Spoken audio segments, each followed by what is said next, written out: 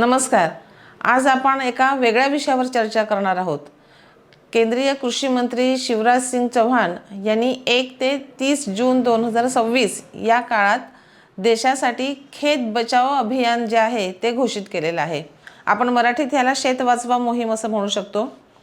या कालावधीमध्ये हे जे अभियान जाहीर केले आहे त्यात मुख्य उद्देश कसे आहेत तर देशामध्ये शेतातील रासायनिक खतांचा आणि कीटकनाशकांचा अतिरिक्त वापर जो होत आहे त्यास प्रतिबंध करणं आणि मृदेचे स्वास्थ्य सुधारणे हे सगळ्यात महत्त्वाचं याच्यामध्ये उद्दिष्ट आहे. सुदृढ मृदा, समृद्ध पीक, आनंदी शेतकरी ही मोहिमेची मुख्य संकल्पना आहे. या मोहिमेतून पुढील काही चांगल्या गोष्टी सरकारने सांगितल्या आहेत.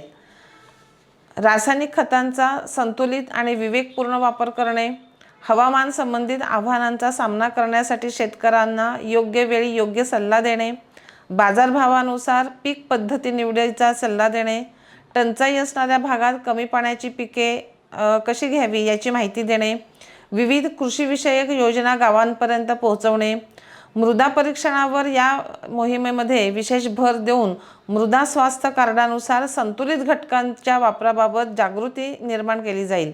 त्यामुळे मृदेचे गुणधर्म संतुलित राहतील व शेती लाभदायक बनेल. या मोहिमेमध्ये रासायनिक खतांचा वापर जो आहे तो कमी करून मृदेचं स्वास्थ्य टिकवण्यासाठी प्राकृतिक किंवा नैसर्गिक शेती करण्यावर भर देण्यासाठी शेतकऱ्यांना उत्तेजित करण्यात येईल आणि पीक विविधीकरणाचा पण शेतकऱ्यांना तज्ज्ञांकडून सल्ला देण्यात येईल. आपले कृषी मंत्री शिवराज सिंग चौहान म्हणाले की या मोहिमेनुसार तज्ज्ञ जे आहेत ते गावात जाऊन मृदेचं परीक्षण करून शेतकऱ्यांना योग्य मात्रेमध्ये खत टाकण्याचा सल्ला देतील.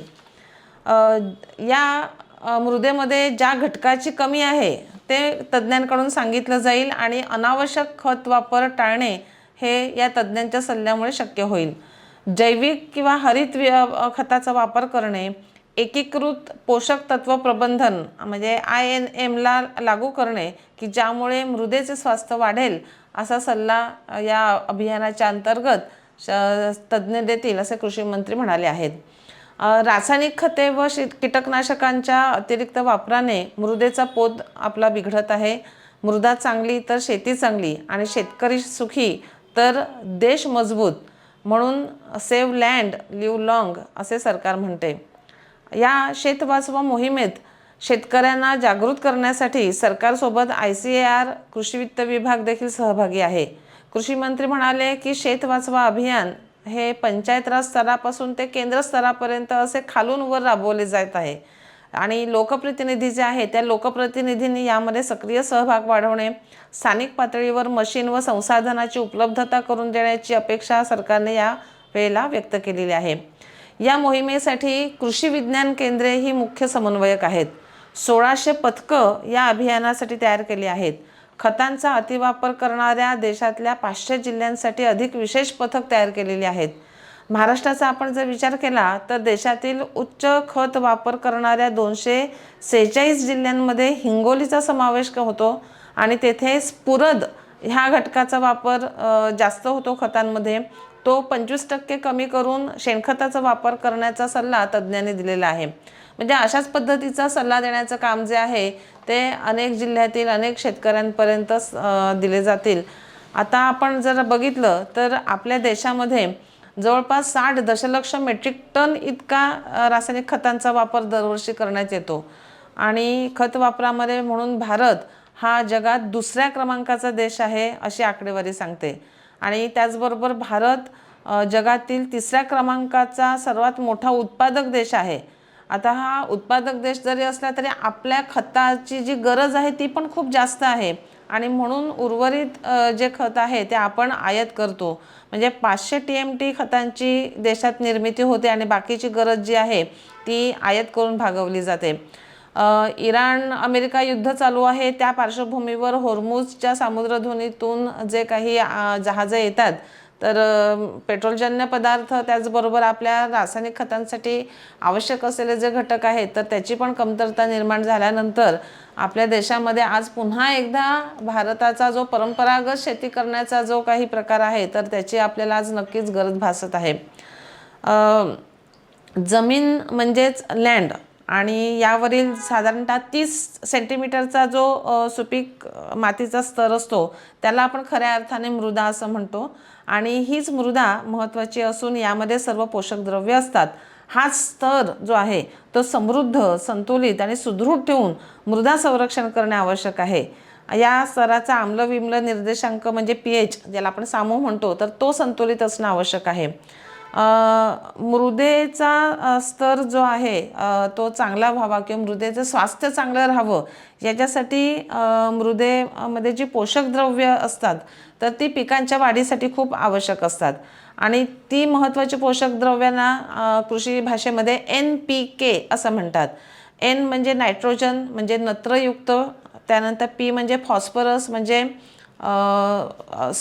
हे स्फुरदयुक्त, आणि K म्हणजे पोटॅशियम म्हणजे पालाशयुक्त.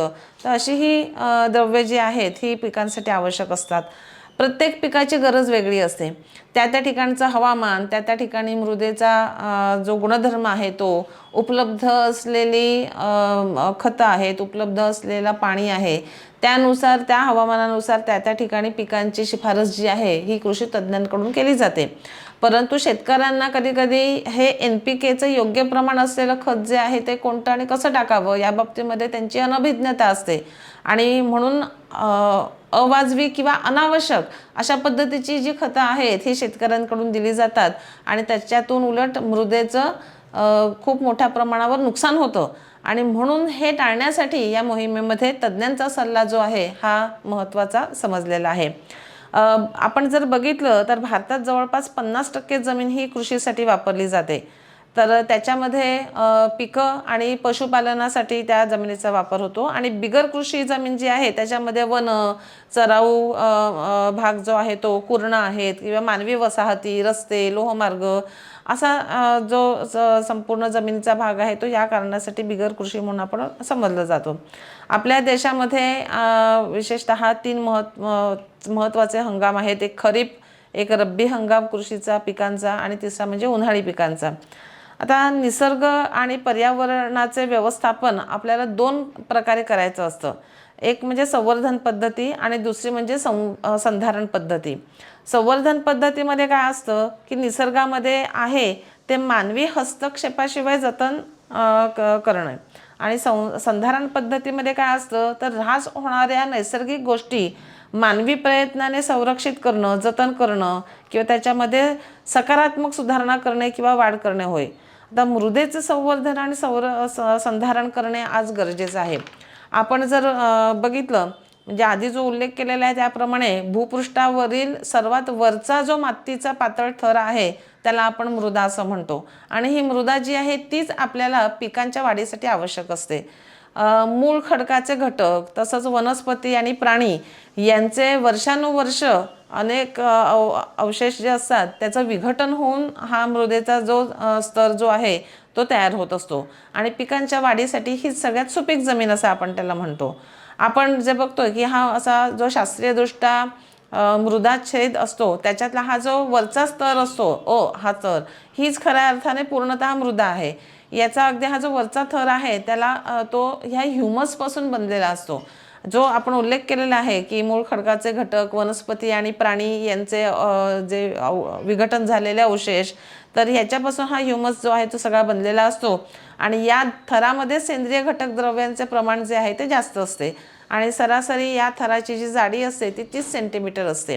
ह्या 30 सेंटीमीटर सरासरी जाडीचा हा जो स्तर आहे मृदेचा, तीच खऱ्या अर्थाने आपण त्याला क्वालिटी सॉईल ज्याला असं म्हणतो किंवा जी दर्जेदार मृदा जी आहे तर ती आहे. आणि त्याचं जतन करणं गरजेचं आहे. परंतु आज काय झालेलं आहे की मृदेचं खूप मोठ्या प्रमाणावर प्रदूषण झालेलं आहे. त्याला आपण सॉईल पोल्युशन असं म्हणतो. या मृदेच्या प्रदूषणाचं कारण काय आहे तर औद्योगिक कारणामुळे प्रदूषण होतं. अनेक औद्योगिक जे काही टाकाऊ पदार्थ जे आहेत ते जमिनीमध्ये म्हणजे सॉईलमध्ये मृदेत टाकले जातात. सांडपाणी सोडलं जातं. खाणकामामुळे मृदेचं खूप मोठ्या प्रमाणावर नुकसान होत असतं. जमिनीची विविध कारणांमुळे धूप होत असते, वृक्षतोडीमुळे धूप होत असते आणि शेती करण्याच्या अयोग्य सगळ्या ह्या ज्या पद्धती आहेत त्यामुळे पण संपूर्णतः मृदेचं खूप मोठ्या प्रमाणावर नुकसान होतं. त्याला आपण मृदा प्रदूषण असं म्हणतो. मग हे मृदा प्रदूषण जे आहे त्याचे परिणाम काय होतात, तर मृदेचा कस कमी होतो आणि त्या मृदेची जी सरासरी उत्पादकता आहे ती कमी होते. म्हणजेच आपण म्हणतो की शेतीची ही सरासरी उत्पादकता अशा पद्धतीने कमी होते. त्याचबरोबर खूप मोठ्या प्रमाणावर जे काही औद्योगिक कचरा किंवा सांडपाणी ह्याच्यामुळे दलदल निर्माण होते आणि त्याच्यातून विविध आजार निर्माण होतात. खते, कीटकनाशक यांच्या अतिवापरामुळे मृदा नापीक होते. तर असे हे मृदा प्रदूषणाचा आपल्याला परिणाम सांगता येईल आणि त्याचा जो इम्पॅक्ट आहे किंवा त्याचा जो काही वाईट परिणाम आहे तो कमी करायचा असेल, म्हणजेच थोडक्यात मृदा संवर्धनाचे जे उपाय आहेत ते आपल्याला काय सांगता येईल, तर प्रदूषित कचऱ्याचं व्यवस्थापन करणं, वृक्षाचं आच्छादन वाढवणं, मृदेची धूप आहे ते विविध कारणाने रोखणं, अशास्त्रीय पद्धतीने शेती आहे जी करू नये, योग्य जलसिंचन पद्धतीचा अवलंब करणं. तर ह्या सगळ्या उपायाने आपण मृदेचं संधारण करू शकतो. शेतकऱ्यांकडून ज्या काही अनवधानाने गोष्टी घडतात तर त्या टाळण्यासाठी कृषी तज्ज्ञांचा योग्य सल्ला जो आहे तो ह्या शेत वाचवा अभियानामध्ये सरकारकडून देण्यात आलेला आहे आणि शेतकऱ्यांमध्ये ही सगळी जाणीव आणि जागृती जी आहे ती निर्माण होणं गरजेचं आहे. शाश्वत शेती किंवा सस्टेनेबल ॲग्रिकल्चर याची खरंच गरज आहे. 1965च्या सुमारास आपल्या देशामध्ये काय झालं होतं, तर हरित क्रांती झाली होती. वाढती लोकसंख्या, ह्या वाढत्या लोकसंख्येला लागणारं जे अन्नधान्य आहे ते पिकवण्यासाठी म्हणून आपल्या देशामध्ये खूप मोठ्या प्रमाणावर ह्या हरित क्रांतीच्या अंतर्गत रासायनिक खतांचा, कीटकनाशकांचा वापर जो आहे तो वाढू लागला आणि मग मिळणारं उत्पन्न जे आहे ते खूप वाढल्यानंतर शेतकऱ्यांनी पण काय केलेलं आहे की याचा अतिवापर करून अजून जास्त पीक जे आहे ते घेण्याचा प्रयत्न केला.